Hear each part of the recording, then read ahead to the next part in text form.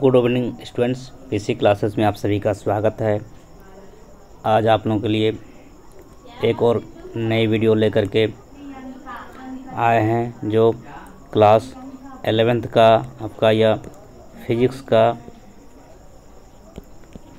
आपका यह chapter wise video है जो आपका 11th फिजिक्स का फर्स्ट लेसन आपका कुछ महत्वपूर्ण क्वेश्चन है जो एमसीक्यू और वन लाइनर फॉर्म में है। दोनों को देखेंगे। कुछ क्वेश्चन वन लाइनर फॉर्म में रहेगा और कुछ आपका मल्टीपल चॉइस क्वेश्चन रहेगा जो क्लास 11th का फिजिक्स का फर्स्ट लेसन जो आपका है फिजिकल वर्ल्ड। क्या है फर्स्ट लेसन? क्या आपका है? फिजिकल वर्ल्ड जिसको हिंदी में बोलते हैं भौतिक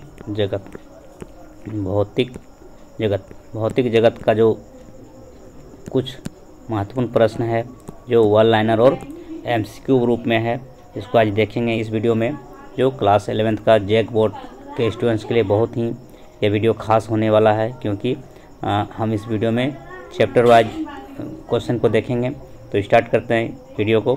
चलिए, तो फर्स्ट क्वेश्चन आपका है, पहला क्वेश्चन आपका है, फर्स्ट क्वेश्चन आपका साइंस शब्द लैटिन भाषा के किस शब्द से लिया गया है?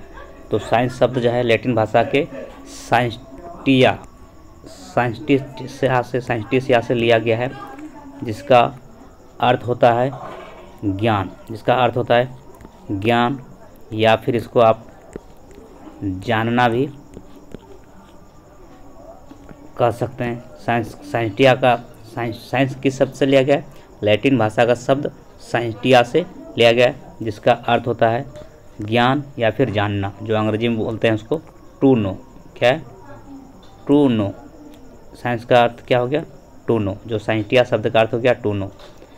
चलिए अब नेक्स्ट क्वेश्चन देखते हैं आपका सेकंड नंबर क्वेश्चन आपका क्वेश्चन नंबर 2 आपका है विज्ञान शब्द कौन सी भाषा से लिया गया है? तो विज्ञान शब्द को जब आपको किस भाषा से लिया गया है? संस्कृत भाषा से लिया गया है।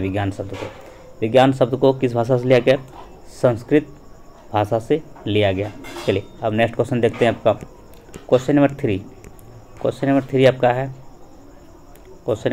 है 16वीं शताब्दी से किस महादेश में विज्ञान के क्षेत्र में अत्यधिक प्रगति हुई? यानी किस महादेश में सबसे अधिक प्रगति हुई है 16वीं शताब्दी में? तो आपका वो महादेश क्या है? यूरोप महादेश में विज्ञान के क्षेत्र में सबसे अधिक प्रगति हुआ है। यानी सबसे ज़्यादा जो डेवलप हुआ है, सबसे ज़्यादा जो प्रोग्रेस हुआ है साइंस के फील्ड में वो क्या है? आपका 16th सेंचुरी में जो है आपका कौन सा कंट्री में हुआ है? तो यूरोप महादेश में। कहाँ? यूरोप महादेश। अब नेक्स्ट क्वेश्चन देखते हैं आपका क्वेश्चन नंबर 4 आपका क्या है? क्वेश्चन नंबर 4 आपका है प्राकृतिक संदर्भ में अध्ययन करने वाले विज्ञान को क्या कहते हैं? तो भौतिकी बोलते हैं। क्या बोलते हैं? भौतिकी। प्राकृतिक संदर्भ में अध्ययन करने वाले विज्ञान को भौतिकी कहते हैं, जिसको अंग्रेजी में क्या बोलते हैं? फिजिक्स। क्या बोलते हैं? फिजिक्स क्या है? स्टडी ऑफ नेचर है। फिजिक्स क्या है? स्टडी ऑफ नेचर, यानी प्रकृति का अध्ययन ही क्या कहलाता है? फिजिक्स कहलाता है, भौतिकी। चलिए अब नेक्स्ट क्वेश्चन आपका क्वेश्चन नंबर 5 क्या है आपका? क्वेश्चन नंबर 5 है आपका सिद्धांत तथा परीक्षणों का पारस्परिक प्रभाव किसकी प्रगति का मूल आधार है? तो आपका विज्ञान। किसका? साइंस का जो मूल आधार क्या है? साइंस का जो डेवलप का मूल आधार है आपका सिद्धांत तथा परीक्षणों का पारस्परिक प्रभाव जो है वो साइंस के प्रगति का ही मूल आधार है। विज्ञान प्रोग्रेस किया, साइंस डेवलप किया, इसके कारण सिद्धांत और परीक्षण में पारस्परिक प्रभाव का जो मूल आधार आपका है साइंस। चलिए अब नेक्स्ट क्वेश्चन देखते हैं आपका क्वेश्चन नंबर 6 क्या कह रहा है? क्वेश्चन नंबर 6 आपका है फिजिक्स को संस्कृत में क्या कहते हैं? तो फिजिक्स को संस्कृत में क्या बोलते हैं? भौतिकी। फिजिक्स को संस्कृत में क्या बोलते हैं? भौतिकी। और हिंदी में भी क्या बोलते हैं? भौतिकी। फिजिक्स को संस्कृत में भी भौतिकी और फिजिक्स को हिंदी में भी भौतिकी ही कहते हैं, जो क्या है? प्रकृति का अध्ययन क्या है? वो भौतिकी है। चलिए अब नेक्स्ट क्वेश्चन देखते हैं आपका नेक्स्ट क्वेश्चन नंबर 7 आपका है हाइड्रोजन परमाणु के सिद्धांत को किसने प्रतिपादित किया? तो इसका सही उत्तर हो जाएगा नील्स बोर। हाइड्रोजन परमाणु के सिद्धांत को किसने प्रतिपादित किया? तो इसका सही उत्तर हो जाएगा नील्स बोर। और कब किया? तो 1913 ईस्वी में। 1913 ईस्वी में नील्स बोर के द्वारा हाइड्रोजन परमाणु के सिद्धांत का प्रतिपादन किया गया। चलिए अब नेक्स्ट क्वेश्चन देखते हैं आपका। नेक्स्ट क्वेश्चन आपका है क्वेश्चन नंबर 8। क्वेश्चन नंबर 8 आपका कह रहा है सैद्धांतिक रूप से प्रतीकन की संकल्पना का प्रतिपादन किसने किया? सैद्धांतिक रूप से प्रतीकन की संकल्पना का तो प्रतिपादन किसने किया? तो आपका पॉल डीरेक ने किया। किसने किया? Paul Dirac. पॉल डीरेक ने सैद्धांतिक रूप से प्रतीकन की संकल्पना का प्रतिपादन किया। और वह कब किया? 1930 ईस्वी। 1930 ईस्वी में पॉल डीरेक के द्वारा सैद्धांतिक रूप से प्रतीकन की संकल्पना का प्रतिपादन किया गया। अब नेक्स्ट क्वेश्चन आपका क्वेश्चन नंबर 9। क्वेश्चन नंबर 9 आपका है सैद्धांतिक रूप से प्रतीकन की संकल्पना को किसने प्रमाणित किया? यहाँ पे क्या है? प्रतिपादित था, अब यहाँ पर क्या है? प्रमाणित किया। तो किसने किया? एंडरसन ने। एंडरसन ने जो है सैद्धांतिक रूप से प्रतीकन की संकल्पना को प्रमाणित किया। सैद्धांतिक रूप से जो आपका क्या है? सैद्धांतिक रूप से प्रतीकन की संकल्पना को प्रमाणित किया। तो किसने किया? एंडरसन। किसने? एंडरसन। एंडरसन ने ही जो है आपको एंडरसन ने सैद्धांतिक रूप से प्रतीकन की संकल्पना को प्रमाणित किया गया। एंडरसन। किसने? एंडरसन। एंडरसन ने सैद्धांतिक रूप से प्रतीकन की संकल्पना को प्रमाणित किया गया। चलिए अब नेक्स्ट क्वेश्चन देखते हैं आपका क्वेश्चन नंबर 10। क्वेश्चन नंबर 10 आपका क्या है? क्वेश्चन नंबर 10 आपका गुरुत्वाकर्षण के नियम को किसने प्रतिपादित किया? किसने? वह क्या है आपका? न्यूटन। गुरुत्वाकर्षण के नियम को किसने प्रतिपादित किया? तो न्यूटन। सर आइजैक न्यूटन, उसका पूरा नाम है सर आइजैक न्यूटन।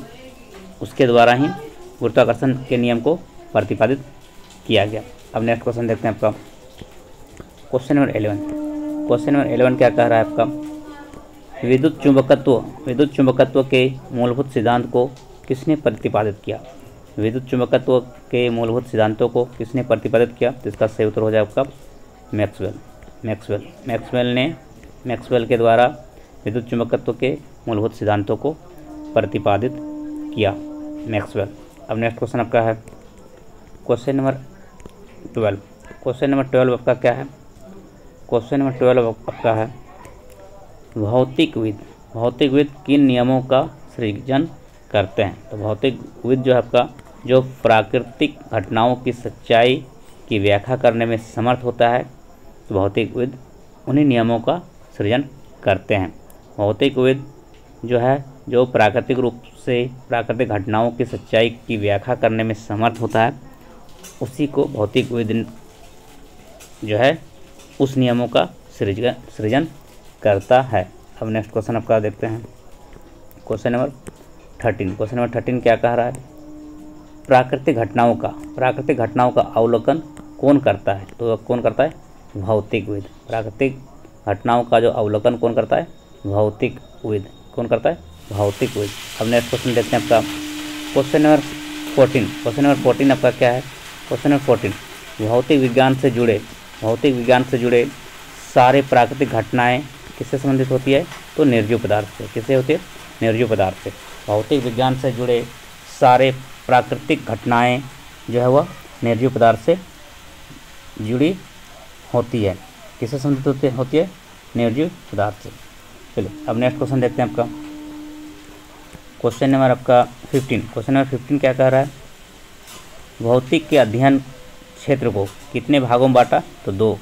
भौतिक के अध्ययन क्षेत्र को 2 भागों में बांटा। पहला भाग स्थूल और दूसरा भाग क्या होता है? सूक्ष्म। भौतिकी के अध्ययन क्षेत्र को 2 भागों में बांटा गया। भौतिकी के अध्ययन क्षेत्र को 2 भागों में बांटा गया। पहला आपका स्थूल और दूसरा क्षेत्र आपका सूक्ष्म। पहला क्षेत्र स्थूल कहलाता है और दूसरा क्षेत्र सूक्ष्म कहलाता है। चलिए अब नेक्स्ट क्वेश्चन देखते हैं आपका क्वेश्चन नंबर 16। क्वेश्चन नंबर 16 क्या कह रहा है भौतिकी के किस भाग में परमाणु, अणु, न्यूक्लियस, इलेक्ट्रॉन, प्रोटॉन आदि के बारे में अध्ययन किया जाता है? तो वह क्या कहलाता है? सूक्ष्म भौतिकी। आप सभी जानते हैं कि भौतिकी को 2 भागों में बांटा गया। एक आपका सूक्ष्म भौतिकी और दूसरा स्थूल भौतिकी। क्या है? सूक्ष्म भौतिकी और स्थूल भौतिकी। तो जो भौतिकी परमाणु, अणु, न्यूक्लियस, इलेक्ट्रॉन, प्रोटॉन आदि के बारे में जो अध्ययन करते हैं उसको सूक्ष्म भौतिकी कहते हैं। क्या कहते हैं? सूक्ष्म भौतिकी। अब नेक्स्ट क्वेश्चन देखते हैं आपका क्वेश्चन नंबर 17। क्वेश्चन नंबर 17 क्या कर रहा है? अणु का अध्ययन करने वाली भौतिकी की शाखा को क्या कहा जाता है? तो क्वांटम भौतिकी। क्या कहा जाता है? क्वांटम भौतिकी। अणु का अध्ययन करने वाली भौतिकी की शाखा को क्वांटम भौतिकी कहा जाता है, क्वांटम फिजिक्स कहा जाता है। क्या कहता है? Quantum physics. अब नेक्स्ट क्वेश्चन आपका क्वेश्चन नंबर अब MCQ। अब वन लाइनर जो था आपका, वन लाइनर कितना था? 17 क्वेश्चन था जो आपका वन लाइनर था। 17 क्वेश्चन को हम लोगों ने देखा, या 17 क्वेश्चन को हम लोगों ने वन लाइनर फॉर्म में किया। अब जो कुछ क्वेश्चन है, 17 क्वेश्चन वन लाइनर क्वेश्चन था जो आपका एक शब्द या एक वाक्य में उसका आंसर था। अब कुछ मल्टीपल चॉइस क्वेश्चन को देखेंगे। कुछ महत्वपूर्ण क्वेश्चन है जो मल्टीपल चॉइस क्वेश्चन है जो इसी लेसन का है, जो क्लास 11th का आपका फिजिक्स का, क्लास 11th का फिजिक्स का जो आपका ये आपका फर्स्ट लेसन जो होता है, फिजिक्स फर्स्ट लेसन जो आपका है, फिजिक्स का फर्स्ट लेसन जो आपका फिजिकल वर्ल्ड। क्या है आपका? फिजिकल वर्ल्ड, जिसको अंग्रेजी में बोलते हैं फिजिकल वर्ल्ड को अंग्रेजी में क्या बोलते हैं? हिंदी में बोलते हैं फिजिकल वर्ल्ड को हिंदी में बोलते हैं भौतिक जगत। और भौतिक जगत के कुछ महत्वपूर्ण प्रश्न को इसमें भौतिक जगत जो है आपका विज्ञान का, फिजिक्स का जो पहला अध्याय जो आपका है भौतिक जगत का कुछ महत्वपूर्ण प्रश्न को इसमें देखेंगे जो MCQ फॉर्म में है। उसके पहले अभी हम वन लाइनर क्वेश्चन को देखें। अब हम कुछ MCQ क्वेश्चन को देखेंगे जो बहुत ही MCQ जो भी बहुत ही क्या है इम्पोर्टेंस है। तो चलिए देखते हैं। यह फर्स्ट क्वेश्चन आपका क्या है? फर्स्ट क्वेश्चन, भौतिकी के जनक कौन है?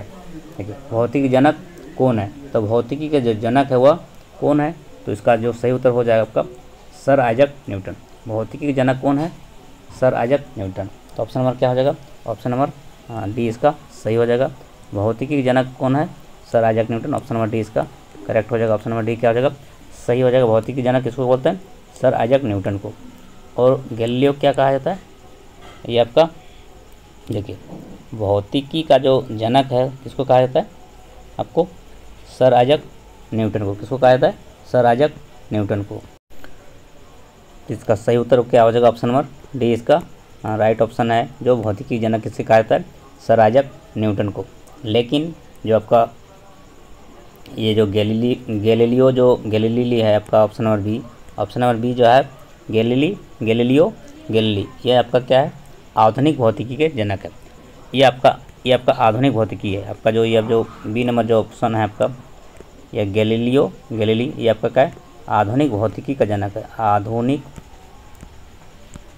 आधुनिक भौतिकी का जनक जो आपका कौन है?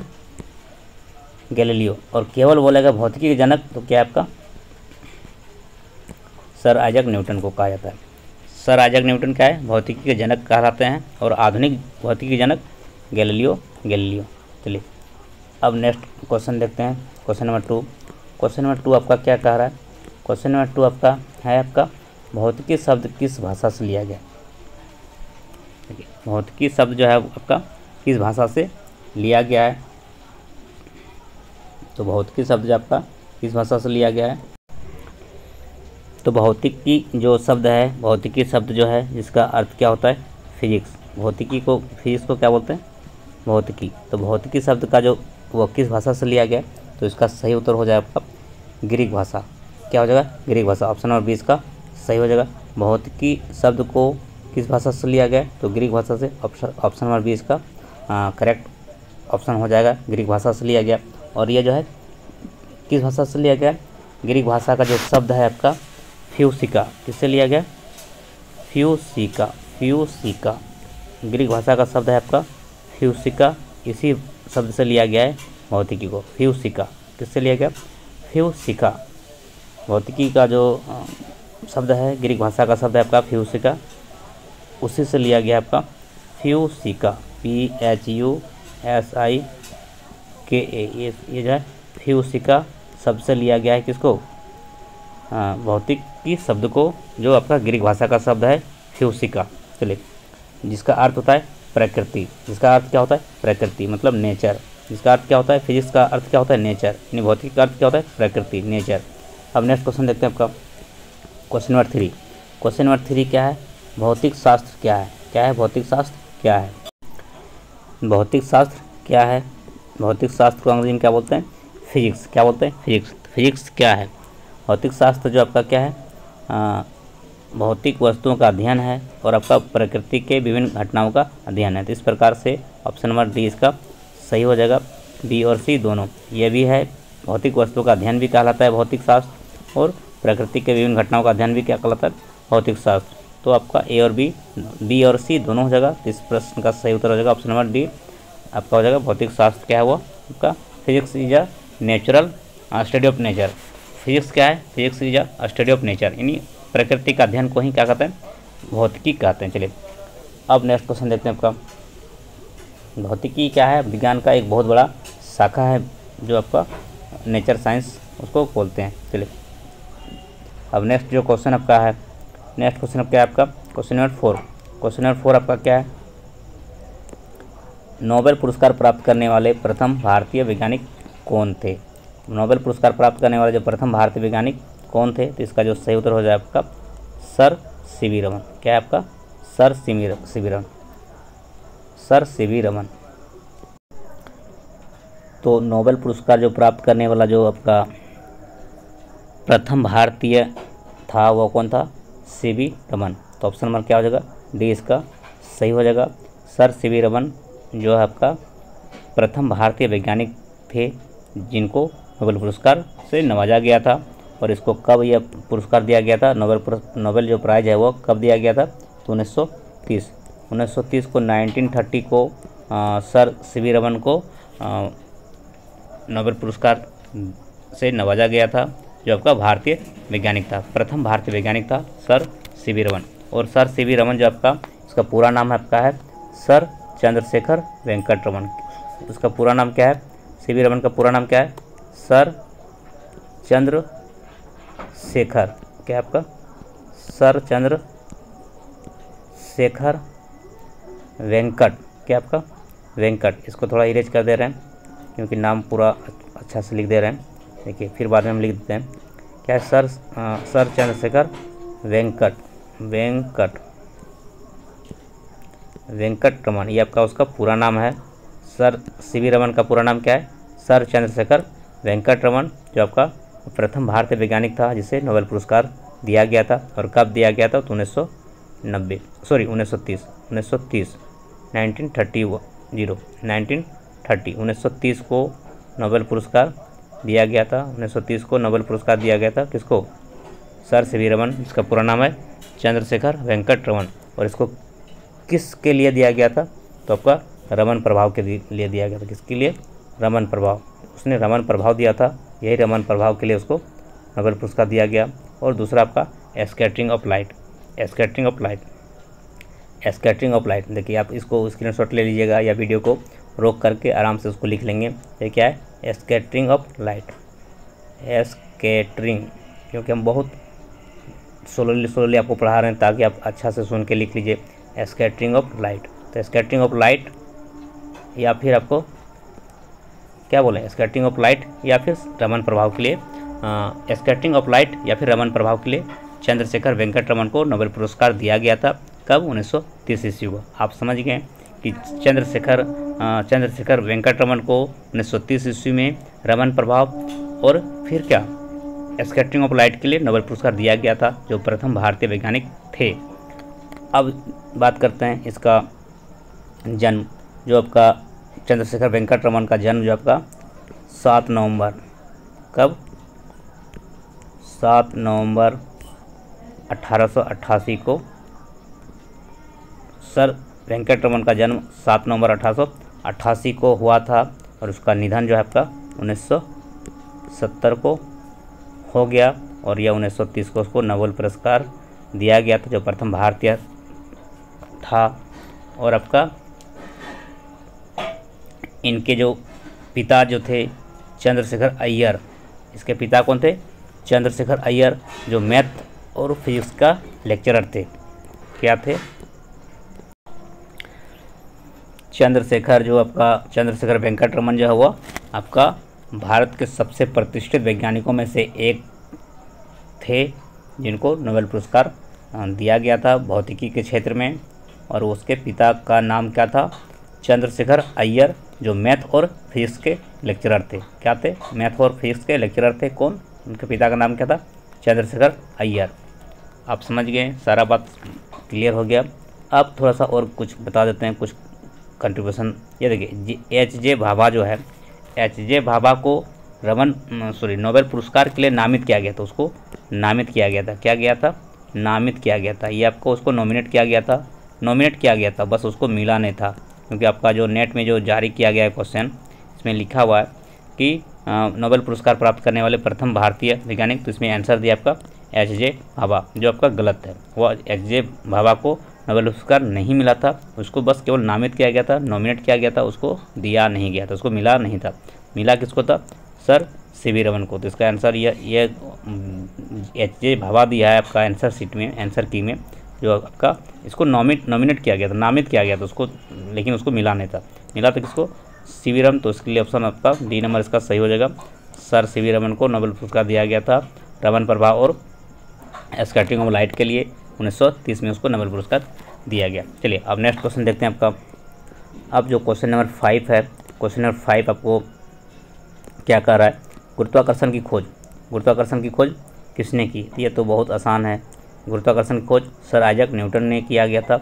सर आइजैक न्यूटन के द्वारा गुरुत्वाकर्षण का खोज किया गया था। और गुरुत्वाकर्षण बल की खोज किसने किया? Sir Isaac Newton. और गुरुत्वाकर्षण बल का सूत्र क्या होता है? देखिए, गुरुत्वाकर्षण बल का सूत्र क्या होता है? F बराबर होता है G(m1) × m2 / r²। ये आपका गुरुत्वाकर्षण बल का सूत्र है। और जहाँ G का मान होता है 6.67 × 10⁻⁻11 न्यूटन मीटर स्क्वायर पर kg²। ये आपका इसका मान होता है किसका? G का। चलिए, तो ये आपका गुरुत्वाकर्षण खोज किसने किया? न्यूटन ने। ऑप्शन नंबर सी इसका सही हो जाएगा। चलिए अब नेक्स्ट क्वेश्चन देखते हैं आपका। Question number 6। क्वेश्चन नंबर 6 क्या कह रहा है? क्वेश्चन नंबर 6 आपका है, क्वेश्चन नंबर 6 आपका क्या है? थोड़ा सा और जानकारी आपको दे देते हैं इस क्वेश्चन में, क्योंकि थोड़ा सा और जानकारी आपको साझा कर रहे हैं। देखिए, गुरुत्वाकर्षण जो खोज किया न्यूटन ने, ये बात सही है कि ऑप्शन नंबर सी इसका सही है, लेकिन और कुछ जानकारी है जो आपको साझा कर रहे हैं। तो आपका जो गुरुत्वाकर्षण बल का खोज किसने किया? सर आइजैक न्यूटन ने। और सर आइजैक न्यूटन ने ही जो आपका गुरुत्वाकर्षण का सिद्धांत का प्रतिपादन किया।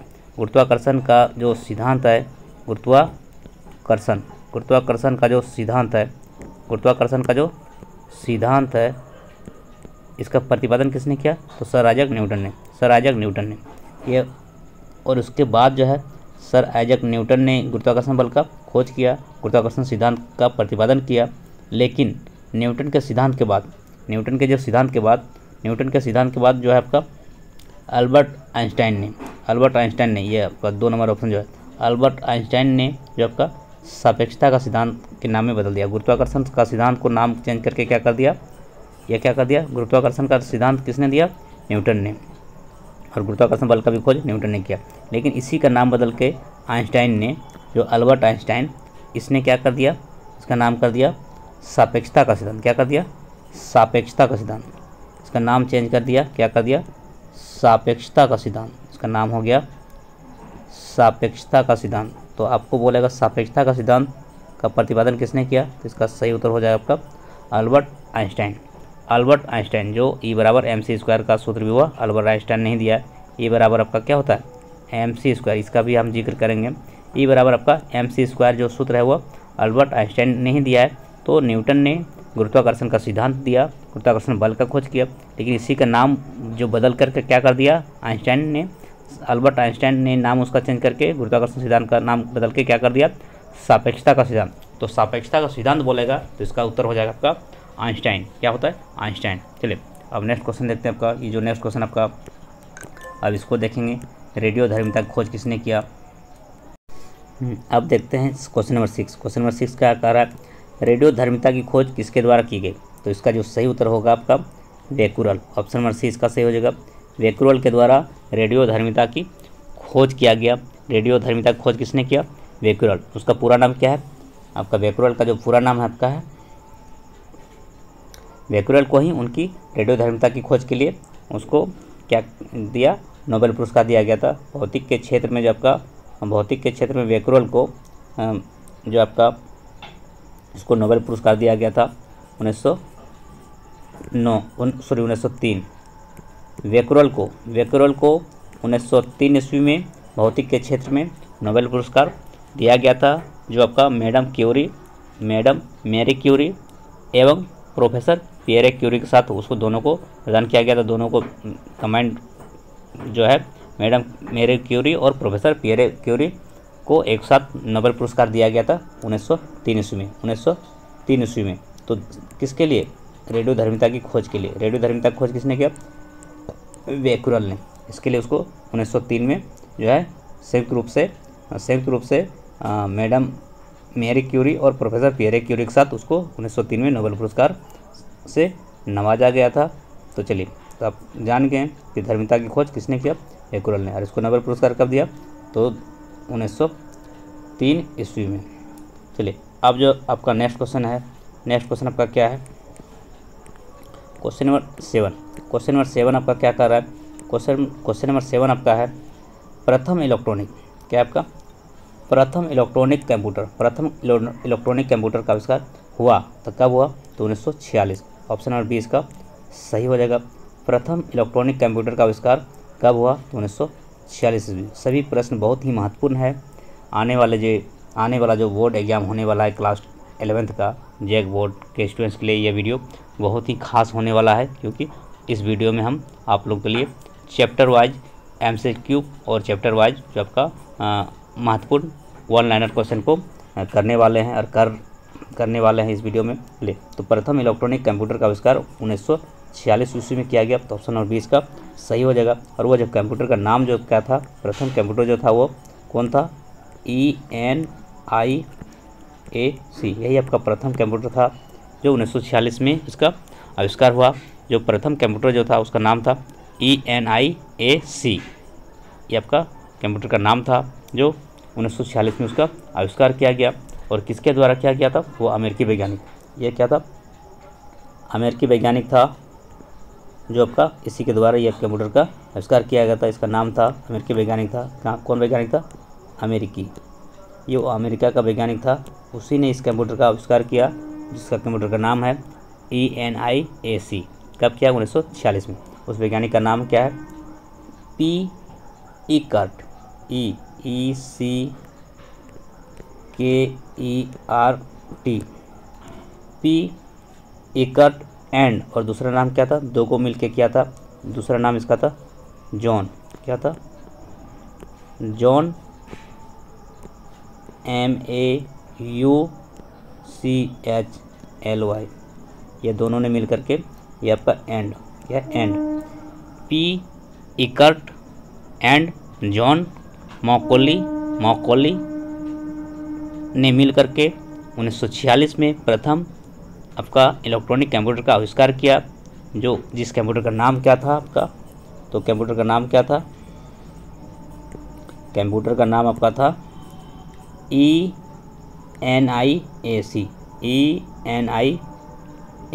वो कंप्यूटर का प्रथम कंप्यूटर था। चलिए, तो आप समझ गए कि प्रथम इलेक्ट्रॉनिक कंप्यूटर का आविष्कार कब हुआ? 1946 में। ये कंप्यूटर, उस कंप्यूटर का नाम क्या था? ENIAC। और किसने किया? तो अमेरिकी वैज्ञानिक P. इकर्ट एंड जॉन मॉकोली के द्वारा यह आविष्कार किया गया था। अब नेक्स्ट क्वेश्चन देखते हैं आपका। अब क्वेश्चन नंबर 8 यह रिपीट कर गया। क्वेश्चन नंबर 8 में भी क्या है? सेम क्वेश्चन है। तो प्रथम इलेक्ट्रॉनिक कंप्यूटर का आविष्कार कब हुआ? तो 1946 में। ऑप्शन नंबर 20 का सही हो जाएगा। चलिए, ये तो रिपीट कर गया क्वेश्चन। अब नेक्स्ट क्वेश्चन देखते हैं आपका। क्वेश्चन नंबर 9 आपका क्या है? क्वेश्चन नंबर 9 आपका है, देखिए, डी ब्रोगली का संबंध किस देश से था? तो इसका जो सही उत्तर हो जाए आपका फ्रांस। ऑप्शन नंबर सी इसका सही हो जाएगा। डी ब्रोगली का संबंध वो फ्रांस देश से था। ऑप्शन नंबर सी इसका सही हो जाएगा। देखिए, इसका कुछ परिचय हम बता देते हैं। लुई विक्टर द ब्रोगली, इसका पूरा नाम क्या था? लुई विक्टर द ब्रोगली, इसका थोड़ा सा हम परिचय आपको बता दे रहे हैं। लुई विक्टर द ब्रोगली ये आपका एक वैज्ञानिक था जिसका जन्म कहाँ हुआ था? फ्रांस के दी एप नगर में। कहाँ पर हुआ था? फ्रांस के एक नगर था जिसका नाम था दी एप नगर। दी एप नगर, दी एप नगर, दी एप नगर में वो आपका डी ब्रोगली का जन्म हुआ। फ्रांस के एक शहर था, एक नगर था जिसका नाम था, नगर का नाम दी एप नगर जो फ्रांस में है, और इसका पूरा नाम डी ब्रोगली का क्या है? Louis Victor de Broglie. चलिए, और इसको जो है इतिहास के क्षेत्र में उसने पेरिस विश्वविद्यालय से इतिहास से ऑनर्स किया और उसको विज्ञान के लिए बहुत सारा उपाधि से भी उसको नवाजा गया। चलिए अब नेक्स्ट क्वेश्चन देखते हैं आपका। अब क्वेश्चन नंबर आपका है 10 नंबर। क्वेश्चन नंबर 10 क्या कह रहा है आपका? परमाणु की नाभिक की खोज किसने की? परमाणु की नाभिक की खोज किसने की? तो इसका जो सही उत्तर हो जाए आपका, परमाणु के नाभिक की खोज किसने की? तो इसका जो सही उत्तर होगा रदरफोर्ड। ऑप्शन नंबर सी इसका सही हो जाएगा, रदरफोर्ड। परमाणु की नाभिक की खोज किसने की? रदरफोर्ड। इसका पूरा नाम क्या है? अर्नेस्ट। इसका पूरा नाम क्या है? Ernest, Ernest Rutherford.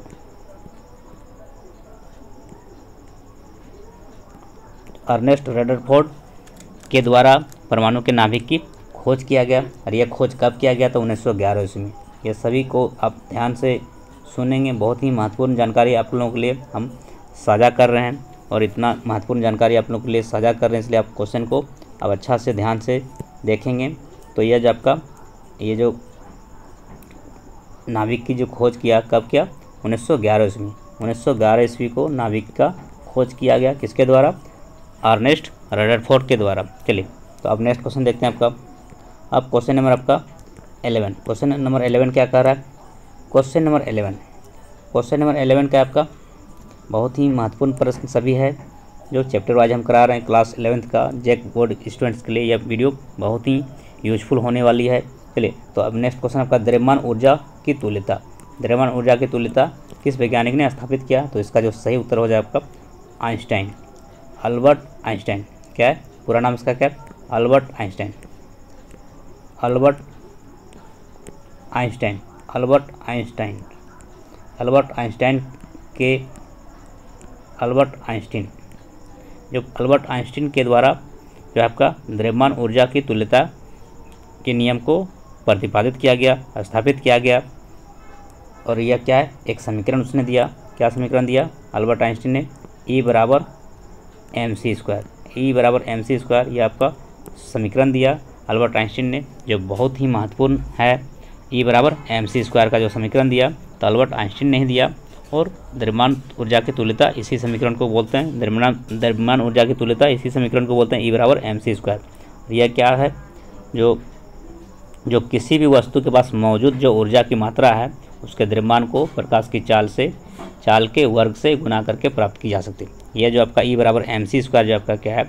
यह किसी भी वस्तु के पास मौजूद ऊर्जा की मात्रा उसके द्रव्यमान को प्रकाश की चाल के वर्ग से गुना करके प्राप्त की जाती है। तो E बराबर क्या है? E बराबर mc स्क्वायर, E बराबर mc स्क्वायर जो सूत्र दिया अल्बर्ट आइंस्टीन के द्वारा, यह क्या है? इसी को द्रव्यमान ऊर्जा की तुल्यता या फिर आपका ऊर्जा का समीकरण आप बोल सकते हैं, आइंस्टीन का समीकरण भी बोल सकते हैं। जो क्या है? E क्या है? ऊर्जा है, और m क्या है? द्रव्यमान है, और c क्या है? प्रकाश की चाल। c क्या है? प्रकाश की चाल, जो आप सभी जानते हैं प्रकाश की चाल कितना होता है? 3 × 10⁸ मीटर पर सेकेंड। प्रकाश की चाल कितना होता है? 3 × 10⁸ मीटर पर सेकेंड। तो E बराबर क्या होगा? mc square. E क्या है? ऊर्जा है, m क्या है? द्रव्यमान, और c क्या है? प्रकाश की चाल। चलिए अब नेक्स्ट क्वेश्चन देखते हैं आपका। अब क्वेश्चन नंबर 12। क्वेश्चन नंबर 12 आपका क्या है? प्रकृति में पाया जाने वाला सबसे अधिक निर्बल, निर्बल का मतलब क्या? दुर्बल, वीक बल, वीक फोर्स। क्या है?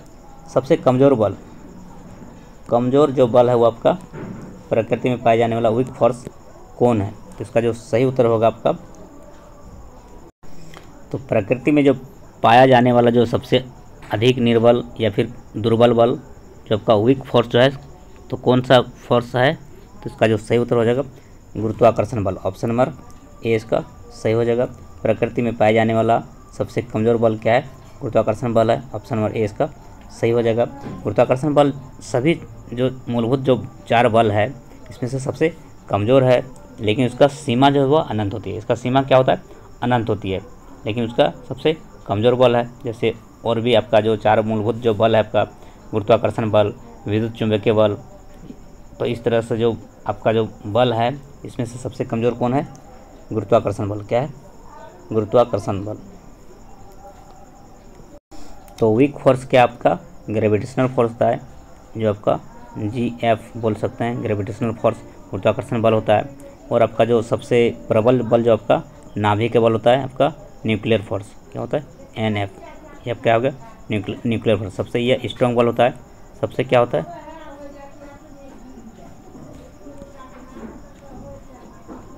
आपका सबसे स्ट्रॉन्ग फोर्स क्या हो गया?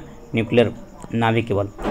नाभिक बल सबसे मजबूत बल होता है, सबसे आपका स्ट्रॉन्ग होता है नाभिक बल, जिसको न्यूक्लियर फोर्स बोलते हैं। और सबसे कमज़ोर कौन होता है? गुरुत्वाकर्षण बल। वीक फोर्स, सबसे वीक फोर्स कौन होता है? GF का मतलब क्या हो गया? Gravitational force. और NF का मतलब क्या हो गया? Nuclear force. न्यूक्लियर फोर्स सबसे मजबूत होता है, स्ट्रॉन्ग फोर्स है। और वीक फोर्स कौन है? निर्बल फोर्स, जो प्रकृति में पाया जाता है। चलिए, जो मूलभूत जो 4 बल जो आपका है इसमें से सबसे क्या है? नाभिक न्यूक्लियर फोर्स सबसे स्ट्रॉन्ग होता है, और वीक कौन होता है? Gravitational force. चलिए अब नेक्स्ट क्वेश्चन देखते हैं आपका। नेक्स्ट क्वेश्चन क्या कर रहा है? नेक्स्ट क्वेश्चन आपका क्वेश्चन नंबर 13। क्वेश्चन नंबर 13 क्या कर रहा है?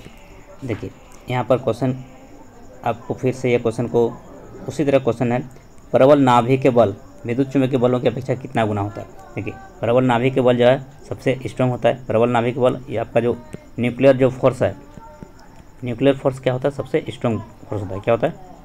सबसे स्ट्रॉन्ग फोर्स होता है। अभी आपको हम जिक्र किए, सबसे स्ट्रॉन्ग फोर्स कौन है? न्यूक्लियर फोर्स, नाभिक बल। और आपका जो सबसे वीक फोर्स कौन है? GF। कौन है? GF, जिसको क्या बोलते हैं? Gravitational force. ये आपका वीक फोर्स है। सबसे कमज़ोर बल क्या है आपका? सबसे जो निर्बल या फिर दुर्बल बल कौन है? आपका वीक बल फोर्स कौन है? तो ग्रेविटेशनल फोर्स। गुरुत्वाकर्षण बल सबसे कमज़ोर बल है, और सबसे मजबूत बल कौन है? आपका नाभिक बल। तो यहाँ पे पूछ रहा है प्रबल नाभिक बल और विद्युत चुंबकीय बल की अपेक्षा कितना गुना होता है? तो इसका जो सही उत्तर हो जाएगा 100 गुना। क्या होता है? 100 गुना। ऑप्शन नंबर 20 का सही हो जाएगा आपका। ऑप्शन नंबर 20 का सही हो जाएगा।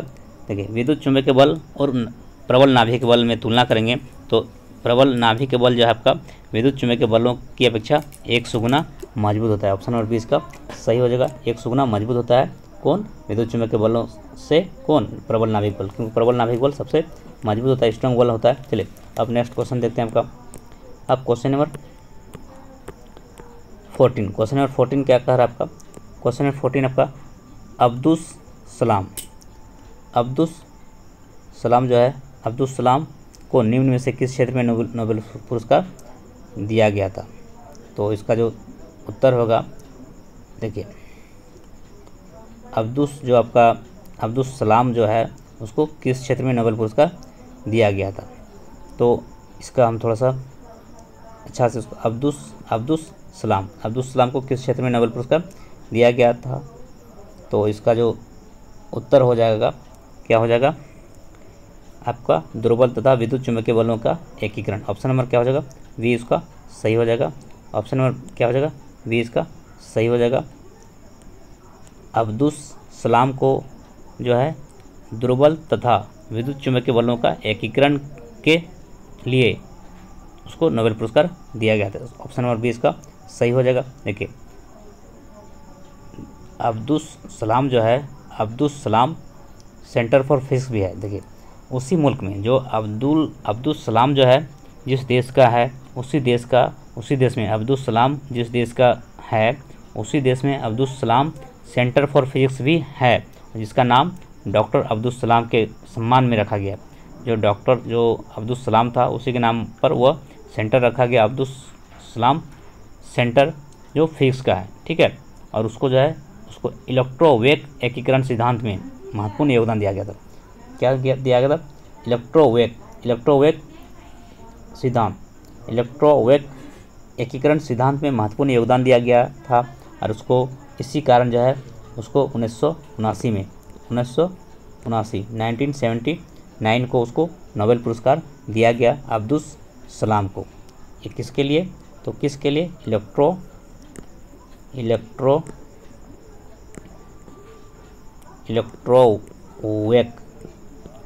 इलेक्ट्रोवेक एकीकरण सिद्धांत, इलेक्ट्रोवेक एकीकरण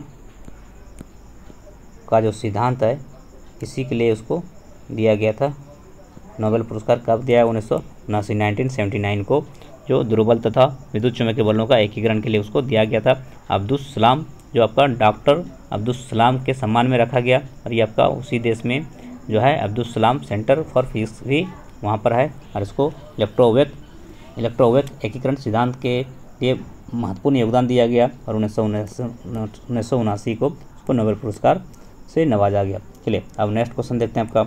अब क्वेश्चन नंबर क्या है आपका? Question number 15। क्वेश्चन नंबर 15 क्या आपका? 15 क्या कर रहा है?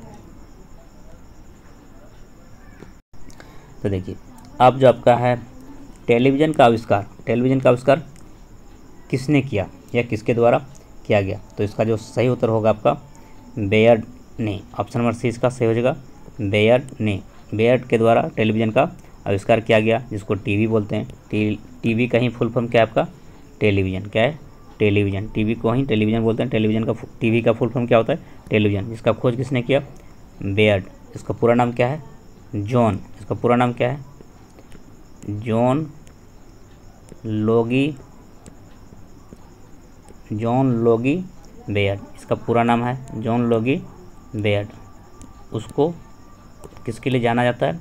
टेलीविज़न के आविष्कार के लिए उसको जाना जाता है जॉन लोगी बेयर्ड। पूरा नाम उसका है जॉन लोगी बेयर्ड, जिसने टीवी का आविष्कार किया, इन्वेंशन किया। और वो कहाँ का था? तो आपका स्कॉटलैंड का था। कहाँ का था? स्कॉटलैंड का। वो आपका स्कॉटलैंड का था। स्कॉटलैंड।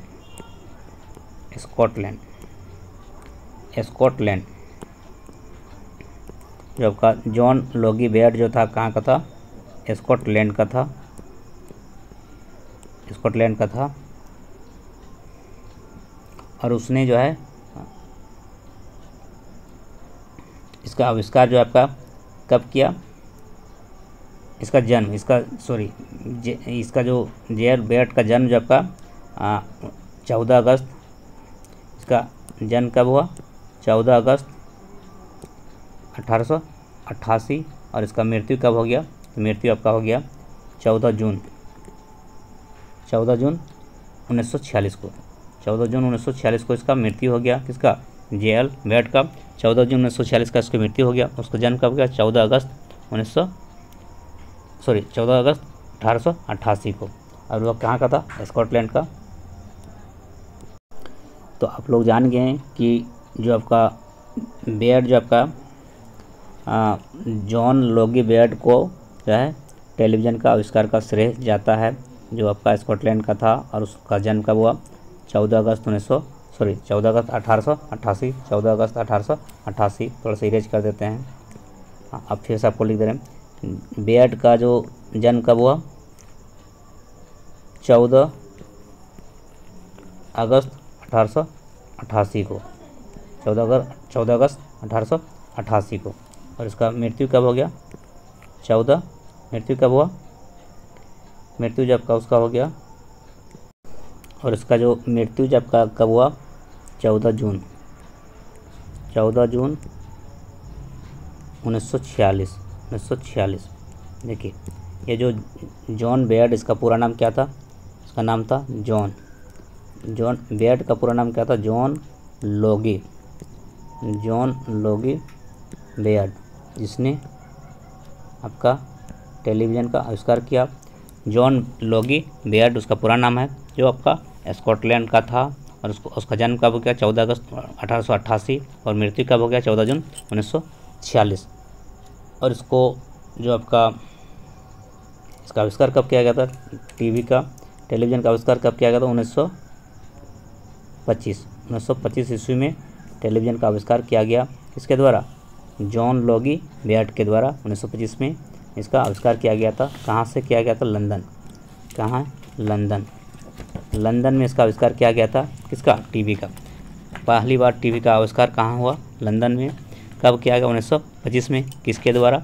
जॉन लोगी बेट के द्वारा, जो कहाँ का था? स्कॉटलैंड का। जन्म कब हो गया? 14 अगस्त 1888 और उसका मृत्यु कब हो गया? 14 जून 1946। इसलिए आप लोग इतना चीज़ याद रखेंगे। एक्सप्लेनेशन जितना ज़्यादा कर रहे हैं उतना आपको बेनिफिट होने वाला है। चलिए अब नेक्स्ट क्वेश्चन देखते हैं आपका।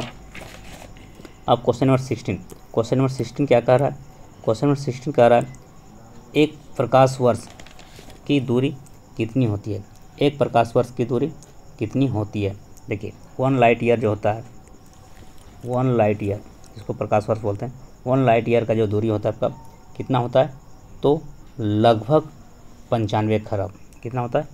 लगभग 95 खरब। आप समझ रहे हैं कि कितना उसका दूरी होता है? 1 लाइट ईयर का दूरी कितना होता है? लगभग 95 खरब, जिसको आप इसको बोल सकते हैं 1 लाइट ईयर को आप समझ सकते हैं कि 9.5 ट्रिलियन। आप सुनते हैं मिलियन, बिलियन, ट्रिलियन, तो सोचो ये इतना किलोमीटर है। कितना? ट्रिलियन यानी खरब। ये क्या भारतीय पद्धति में उसको खरब बोलते हैं, और विदेशी जो पद्धति होता है, अंतर्राष्ट्रीय पद्धति में उसको ट्रिलियन बोलते हैं, जो बिलियन से भी अधिक होता है। आपका मिलियन, बिलियन, ट्रिलियन क्या है? 9.5 ट्रिलियन। क्या है? 9.5 ट्रिलियन किलोमीटर उसका क्या है? आपका दूरी है। 1 लाइट ईयर इक्वल टू, तो यहाँ पर क्या हो जाएगा? और यह क्या करता है? अंतर्राष्ट्रीय खगोलीय संघ के अनुसार एक प्रकाश वर्ष वह दूरी है जो प्रकाश अपने निर्वात में 1 वर्ष में पूरा कर लेता है। देखिए प्रकाश वर्ष क्या होता है? प्रकाश वर्ष वह दूरी है जो प्रकाश अपने निर्वात में 1 वर्ष में पूरा कर लेता है। और एक प्रकाश वर्ष बराबर कितना होता है? 95 खरब। 95 खरब किलोमीटर, मतलब 1 लाइट ईयर जो आपका 9.5 ट्रिलियन के बराबर होता है। जो आपका किलोमीटर में उसको कन्वर्ट कर देंगे तो इसका जो सही उत्तर हो जाए आपका, किलोमीटर में उसको कन्वर्ट कर देंगे तो आपका ये हो जाएगा 9.46 10⁻12 किलोमीटर। तो इसमें किस में है? ऑप्शन नंबर तो आपका दो ऑप्शन दिख रहा है। इसमें मीटर है, इसमें किलोमीटर है, तो ये वाला आपको हो जाएगा ऑप्शन नंबर 20 का सही हो जाएगा। ये आपका 9.46 × 10⁻12 किलोमीटर। एक प्रकाश वर्ष बराबर कितना हो जाएगा? 9.46 × 10⁻12 किलोमीटर। एक प्रकाश वर्ष बराबर 9.46 × 10⁻12 किलोमीटर के बराबर होता है, जो आपका 95 खरब होता है। जो आपका 95 खरब किलोमीटर होता है, जो ट्रिलियन में बोला जाए तो 9.5 ट्रिलियन किलोमीटर के बराबर होता है 1 लाइट ईयर। चलिए अब नेक्स्ट क्वेश्चन देखते हैं आपका। अब नेक्स्ट जो क्वेश्चन आपका है क्वेश्चन नंबर 17, क्वेश्चन नंबर 17। यहाँ पे बोल रहा है कौन सा व्युत्क्रम मात्रक है? व्युत्क्रम मात्रक कौन है? तो इसका जो सही उत्तर हो जाएगा कौन सा व्युत्क्रम मात्रक है?